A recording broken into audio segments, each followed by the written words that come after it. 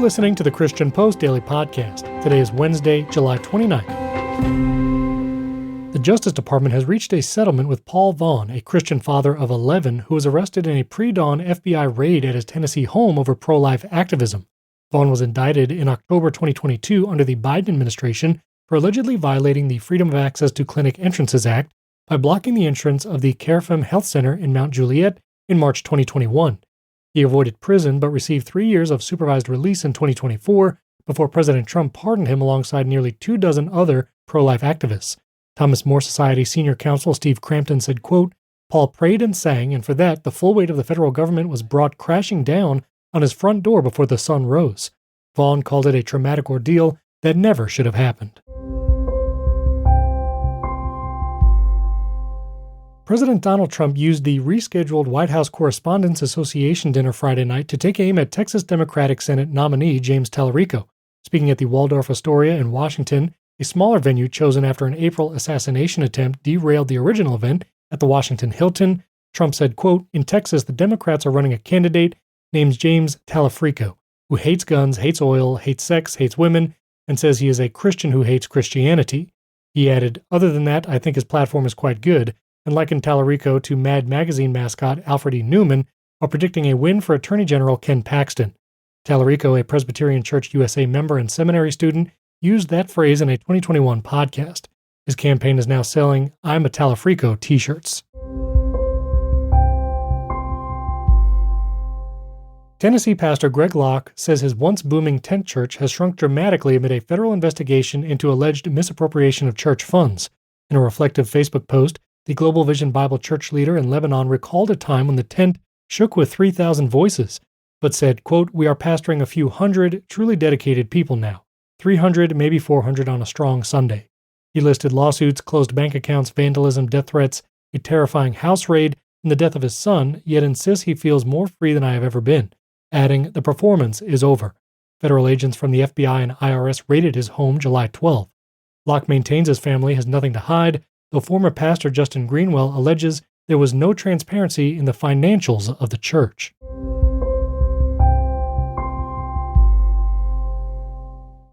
This episode is sponsored by CrossMap. Looking for a place that fills your soul and strengthens your faith? Visit crossmap.com, your trusted source for inspiration and life-changing stories from people of faith. Have your own story to tell? CrossMap Blogs is a welcoming place to launch your own blog, publish your testimony, and share stories that glorify God and edify His people. And while you're there, sign up for the CrossMap Daily newsletter and get top Christian videos, inspiring devotionals, and stories from other content creators to strengthen your faith delivered straight to your inbox. Be encouraged, be a part, be blessed. Visit crossmap.com and you can click that link in the show notes below.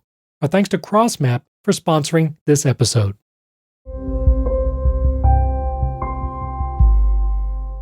A controversial new product is drawing national scrutiny in Minnesota, where MyGender dolls, figures with removable, swappable genitals, are reportedly being rolled out to school children as young as 4. The dolls, aimed at children ages 4 to 10, are marketed to clinicians and educators working with what the website calls gender-diverse children, and won a cash prize from the University of Minnesota's MiniCore program, plus funding from the school's Early Innovation Fund. Researchers Diane Berg and G. Nick Ryder spearheaded the project. Postdoctoral fellow Ben Parcham said the dolls help children, quote, "realize all the different options that exist for who they can be, regardless of their body parts." Critics, including former American College of Pediatricians president Dr. Quentin Van Meter, call them just a grooming tool with no place in an ethical medical care world. Maryland Supreme Court has ruled that a defrocked bishop must move out of a church-owned home he's occupied for more than a decade. July 23rd decision in Eritrean Orthodox Wahedo Diocese of USA and Canada v. Abun Sinonada centers on Abun Sinonada Tafla, who was appointed to lead the North American Diocese in 2005 by Eritrean Patriarch Abun Antonios and was removed by the Church's Holy Synod in 2016 over alleged acts of disobedience. Tafla insists he's still the rightful bishop and that the Synod is illegitimate. Writing for a unanimous court, Justice Jonathan Biron said the diocese, quote, "is entitled to judgment in its favor on its claim for wrongful detainer," adding that secular law applies where it does not infringe on religious prerogatives. Lower courts had sided with Tafla, citing ecclesiastical abstention. A federal lawsuit challenging President Trump's Religious Liberty Commission has been dismissed after the administration released the documents at the center of the dispute.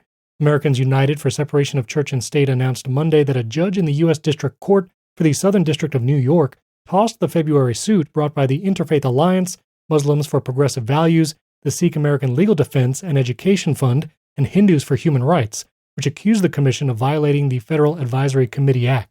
The Justice Department has since posted transcripts, meeting minutes, witness testimony, and hearing recommendations online. Americans United called it a resounding concession by the government, while the plaintiffs said, quote, religious liberty and pluralism are foundational American values. The commission, created by executive order in May 2025, delivered its final report to Trump last month.